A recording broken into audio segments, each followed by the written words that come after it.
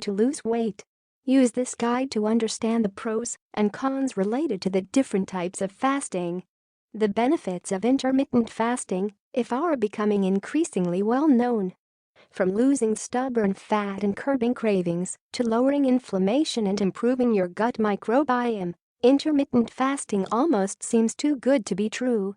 But not all types of fasting are easy. It can be tough to abstain from food for long periods of time. So, is there an easier way to get the benefits of intermittent fasting without going 16 to 24 hours without food or skipping your favorite meal of the day? It turns out there are 7 different types of fasting, tailored to fit your lifestyle and personality. Benefits of intermittent fasting. Intermittent fasting is especially popular in the keto community because it helps you burn through stored glycogen stores quickly. That means getting into ketosis faster.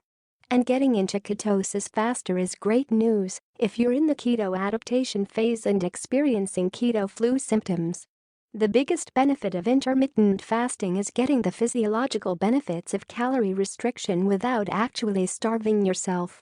When you get into a groove with it, you'll naturally eat fewer calories, experience fewer cravings, and get all the benefits of fasting. Other benefits of it include losing fat while maintaining lean muscle (MASS). Increased human growth hormone, which helps with fat loss, muscle maintenance and keeping your skin looking young. Improved blood sugar and insulin levels. Longevity and protection from chronic illness. Increased brain health. Different types of fasting. Whether you're just starting your journey or you've tried fasting before but couldn't keep it up long term, this guide will help. Read on to find out the 7 different types of fasting and which one is right for your body. Number 1. Skip a meal. If you've never experimented with intermittent fasting, this is the easiest place to start. By definition, intermittent fasting simply means going for a prolonged period of time without food. The most popular time frame is called 16/8 intermittent fasting. That means you fast for 16 hours and keep an 8-hour eating window open.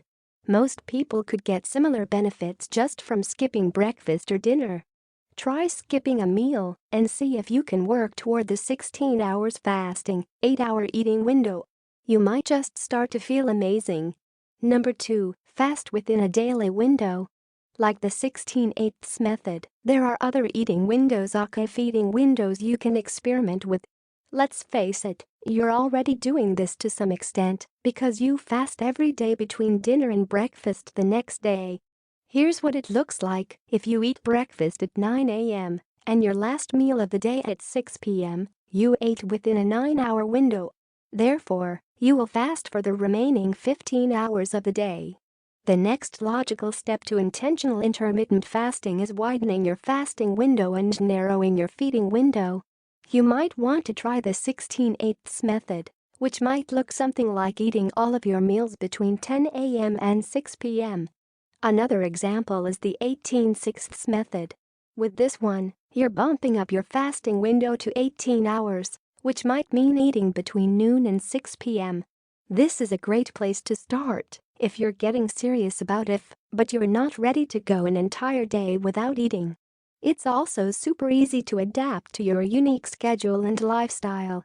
Number 3. Alternate day fasting. Alternate day fasting is just what it sounds like.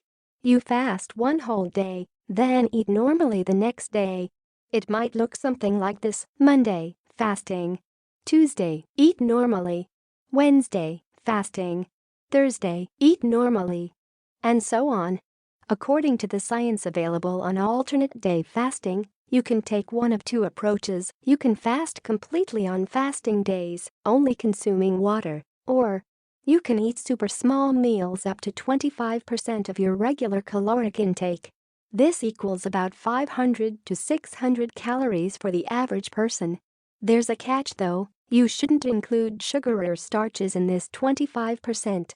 The second option is considered fasting mimicking, and there's a small study that suggests it can help with weight loss and support heart health. Alternate day fasting is one of the more extreme approaches to fasting, and it can be tough for some people to follow.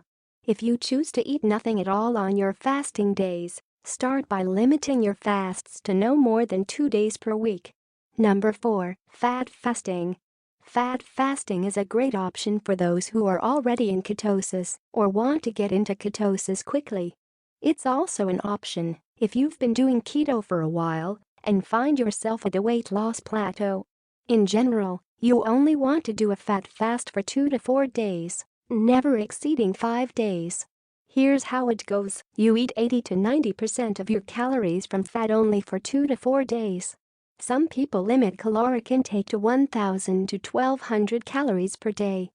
Others will break this up into 200 to 250 calorie meals throughout the day. There doesn't seem to be an eating and fasting window involved, as long as you're sticking to mostly fat. This may sound easier than going without any food for several days, but it's still a challenging fast. If you can picture yourself eating avocados and spoonfuls of cocoa butter for 3 to 4 days, this might be the fast for you. Number 5. The Warrior Diet. Another way to get the benefits of caloric restriction is the Warrior Diet. Formulated by a man named Ari Hofmekler, a former member of the Israeli Special Force, the diet was meant to mimic the diets of ancient warriors. Presumably, these warriors kept their minds sharp and their waistlines slim by eating very little during the day and consuming one big meal at night. If you follow a low-carb ketogenic diet, you may want to focus on low-carb veggies and keto snacks during the day and one more substantial main meal at night. You can also abstain from food entirely throughout the day and eat one large meal at night. But since small snacks are allowed before evening, this approach can be easier than foregoing food altogether. Just be sure not to overeat late at night, which can cause stomach upset and indigestion. Number 6. Eat Stop Eat, or a 24-hour fast. This type of fasting is, as the name implies, a full 24-hour fast. That means, for 24 hours, you only consume water if you want to stay in a truly fasted state. Some people may add non-caloric beverages like coffee and tea. It's up to you. The time frame of this particular intermittent fasting program is completely up to you. You could start after dinner on, say, a Tuesday evening, fast the following day, then enjoy dinner on that Wednesday evening. As long as you don't take in any calories for a full 24 hours, you're fine. This can be a good way to get into ketosis more quickly, but a 24-hour fast is also extremely challenging for most people.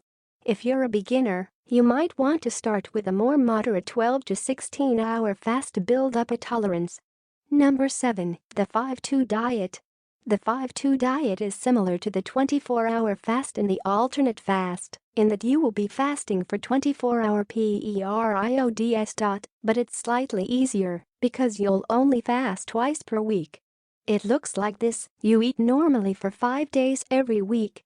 You fast completely for 2 days per week or restrict calories to 500 to 600 calories per day on fasting days. You choose when you fast, i.e., dive into one 48-hour fast or fast for 2 24-hour periods, days apart. This is a little more extreme, so you may choose to take advantage of those low-calorie meals during the fasting period. Just don't exceed about 500 to 600 calories per day to stay in a fasting mimicking state. And remember to stick to healthy fats, protein, and veggies only so you don't experience carb cravings or dramatic dips in blood sugar. General intermittent fasting guidelines. To get the most out of intermittent fasting, there are some good tips to keep in mind. No matter which method you use, the rules are pretty similar. During fasting times, plan only to drink water. This will not only help you stay hydrated, but also help reduce cravings and hunger. It's essential to eat high-quality foods during your feeding windows, especially if your goal is weight loss or ketosis. See Perfect Keto's list of ketogenic foods to help you stay in ketosis. And always remember to test your keton levels regularly. Please ask your doctor before trying, especially if you're pregnant, breastfeeding, under 18, or have any pre-existing conditions. It isn't recommended for anyone who has struggled with eating disorders in the past. Types of intermittent fasting. How to start. Intermittent fasting is a great way to lose weight fast, get into ketosis quickly, and lower blood sugar and insulin levels. But you can also benefit from these fasting methods if you don't have body fat to lose.